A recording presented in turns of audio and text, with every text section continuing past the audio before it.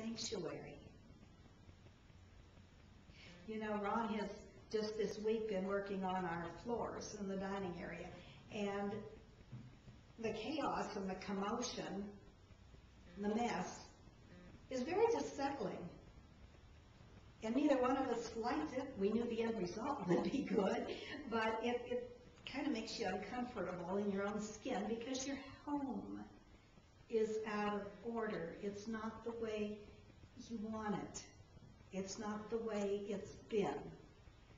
And it wasn't real positive.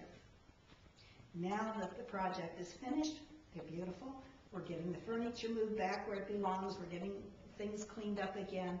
Now it's home again. You know, we know the news can be negative. If you pay close attention, there's usually one little story in there somewhere about something really good and positive. But so much of it is news. Well, we're bombarded with all of this.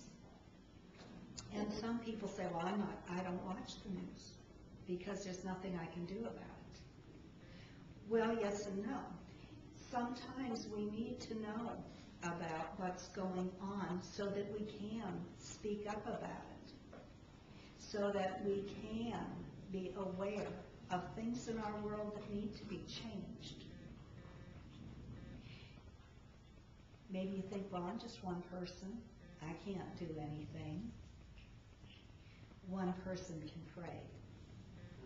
And one person can send out that positive thought and that loving energy that quickly, because like attracts like, quickly joins up with another person's prayers and positive thought and positive energy. And then there's more strength there. And then you're going to pick up someone else's strength and energy and positive thought and love. I remember years ago, there was going to be a demonstration at the Jewish Holocaust Center and School in Maitland. And a couple of disc jockeys found out about it ahead of time. This demonstration was going to be put on by the KKK. You know, it's hard to believe that in this day and age that there are still people so filled with hate and racism and bigotry. They live in this country. They are allowed to express their views. But they were going to go and demonstrate. Well, the disc jockeys found out about it, and they started telling people on their show, this is going to happen. Are you going to go along with this in our community, or are you going to go and speak up? They did not advocate any violence. They simply said, it's time for you to speak up if you feel strongly about this. Thousands of people showed up. The highways from all directions leading to that place were congested and clogged with vehicles holding people who wanted to go and say, no, we will not have this in our community. Law enforcement had to escort the members of the KKK out for their own safety.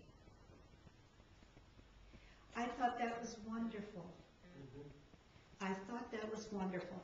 People did not call and say, we're going to go as a mob and we're going to protest and we're going to get violent if necessary. People just did call friends and say, you know, I'm going to go down. I just feel like I need to be there. And other people did the same. And there was no violence. No one was hurt. but people made a clear message. We will not have this in our community. And that's what we need to do. That's what we need to do. We see things starting at all levels of politics. We see things going on in our neighborhoods. And it's easy to kind of look the other way, isn't it? It is. But if we don't speak up for what is right, for what is true, for what is godly, then who will? Who will? I know it's hard to speak up, especially when people are bullies, when there is violence involved. But rather we're speaking up against something that is absolutely illegal, and we see it or hear it going on. Not rumored, but we see it or hear it ourselves. Or rather it's gossip. Something very negative being said about someone else. It's our obligation to speak up about things. Now, as spiritualists, we are considered a little different from the average churchgoer, depending on where you live.